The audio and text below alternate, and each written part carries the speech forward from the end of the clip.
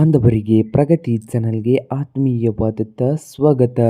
ಇಂದಿನ ಅಡಿಕೆಯ ಧಾರಣೆಯನ್ನು ನೋಡಿಕೊಂಡು ಬರೋಣ. ಕರ್ನಾಟಕದಲ್ಲಿ ಎಷ್ಟು ಇದೆ ಒಂದು ಕ್ವಿಂಟಾಲ್ಗೆ, ಯಾವ ವಿಧದ ಅಡಿಕೆ ಅಂತ ಇನ್ನೂ ಯಾರು ಹೊಸದಾಗಿ ಚಾನಲ್ ನೋಡ್ತಾ ಇದ್ದರೆ ತಪ್ಪದೆ ಸಬ್ಸ್ಕ್ರೈಬ್ ಆಗಿ.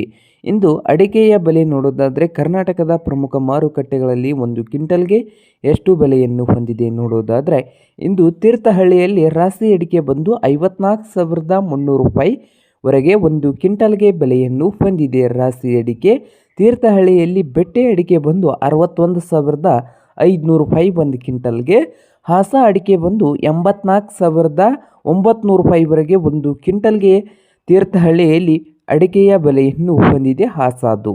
ಹಾಗೆ ಕೊಪ್ಪದಲ್ಲಿ ರಾಶಿ ಅಡಿಕೆ ಬಂದು 54,200, ಕೊಪ್ಪದಲ್ಲಿ ಬೆಟ್ಟೆ ಅಡಿಕೆ ಬಂದು ಒಂದು ಕ್ವಿಂಟಲ್ಗೆ 61,500 ರೂಪಾಯಿವರೆಗೆ ಬೆಲೆಯನ್ನು ಹೊಂದಿದೆ. ಹಾಗೆ ಹಾಸ ಅಡಿಕೆ ಕೊಪ್ಪದಲ್ಲಿ 85,700 ರೂಪಾಯಿವರೆಗೆ ಬೆಲೆಯನ್ನು ಹೊಂದಿದೆ. ಶೃಂಗೇರಿಯಲ್ಲಿ ರಾಶಿ ಅಡಿಕೆ ಬಂದು 54,000 ರೂಪಾಯಿವರೆಗೆ ಒಂದು ಕ್ವಿಂಟಲ್ಗೆ ಬೆಲೆಯನ್ನು ಹೊಂದಿದ್ದು, ಬೆಟ್ಟೆ ಅಡಿಕೆ ಬಂದು 60,800 ರೂಪಾಯಿವರೆಗೆ ಒಂದು ಕ್ವಿಂಟಲ್ಗೆ ಶೃಂಗೇರಿಯಲ್ಲಿ ಹೊಂದಿದೆ.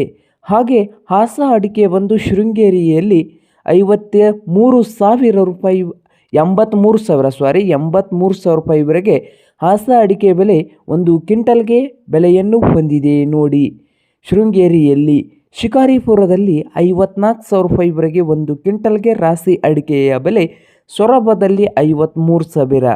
ಇಂದು ಉತ್ತಮ ಗುಣಮಟ್ಟದ ಹಾಸ ಅಡಿಕೆಗೆ 82,000ದಿಂದ 85,700 ರೂಪಾಯಿವರೆಗೆ ಬೆಲೆಯನ್ನು ಹೊಂದಿದ್ದು, ಬೆಟ್ಟೆ ಅಡಿಕೆ 60,000ದಿಂದ 61,500 ರೂಪಾಯಿವರೆಗೆ, ರಾಶಿ ಅಡಿಕೆ 53,000ದಿಂದ 54,500 ರೂಪಾಯಿ ನಡುವಲ್ಲಿ ವ್ಯವಹಾರವಾಗಿದೆ.